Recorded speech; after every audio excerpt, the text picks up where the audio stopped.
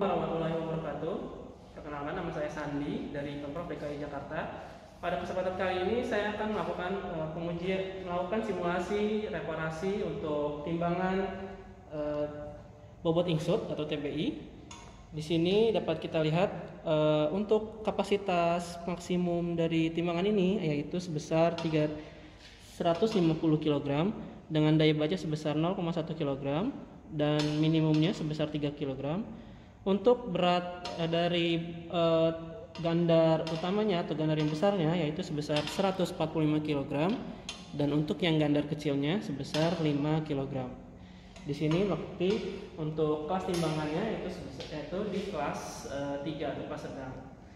Kemudian untuk simulasi reparasi yang pertama kali kita harus melihat osilasi dari gandarnya ini. Kita lihat apakah osilasinya ini baik. Jika dilihat bahwa osilasinya ini dia cukup baik, ya. Misalnya dia osilasinya kaku atau tidak baik, maka kita harus cek di bagian pisau dan bantalannya di bagian sini dan di bagian di dalam sini, di dalam kotak ini. Kita buka dan kita copot gitu. Terus kemudian kita cek kondisinya apakah berkarat. Jika berkarat, maka kita harus amplas, kita harus perhalus agar dia tajam kembali dan osilasinya itu menjadi baik. Kemudian yang kedua adalah kita melakukan koreksi penyetelan nol, di mana antara jarum dan toloknya ini harus seimbang. Jika misalkan tidak seimbang, maka kita harus mengaturnya di bagian penyetel nol di bagian sini. Di sini ada skrup untuk penyetel nol. Di sini kita penyetelnya itu dengan cara memperpanjang atau memperpendek si beban pengenolnya ini, seperti itu. Ya. Setelah di penyetelan nol sudah setimbang, maka selanjutnya adalah kita melakukan pengujian gandar kecilnya. Kita uji terlebih dahulu. Pertama kita taruh anak timbangan maksimal sebesar gandar kecilnya yaitu 5 kg. Kita taruh, kemudian kita setting gandar kecilnya di posisi maksimalnya 5 kg. Baik, jika misalkan kondisi dari jarumnya ini menuju ke bawah seperti ini, maka kondisinya adalah posisinya adalah bobot insut besar dan bobot insut kecil ini memiliki berat yang lebih besar daripada yang ada di piring timbangan. Maka dari itu kita harus mengurangi timah yang ada di bobot insut kecil. Posisinya jika jarumnya ini menuju ke bawah. Namun jika posisi jarumnya di atas seperti ini, maka bobot insut kecilnya ini muatannya itu lebih kecil atau lebih ringan daripada yang anak timbangan di piring timbangan. Maka kita harus menambahkan timah atau muatan ke dalam bobot insut kecil ini sampai setimbang.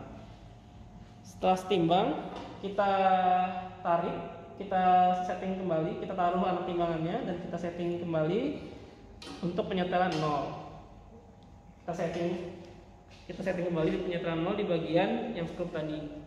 Selanjutnya adalah kita melakukan uji reparasi di gandar utamanya.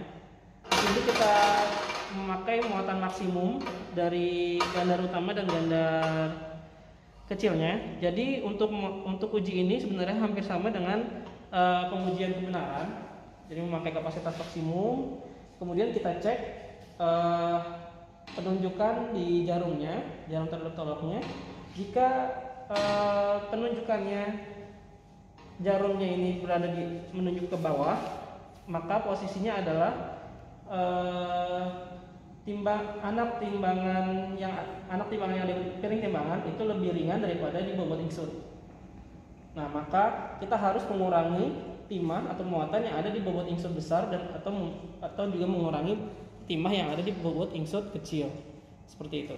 Namun jika misalkan kondisinya adalah jarum berada di atas tolok, maka kita harus kebalikannya, yaitu menambahkan timah atau bobot muatan ke bobot insut besar atau bobot insut kecil, seperti itu.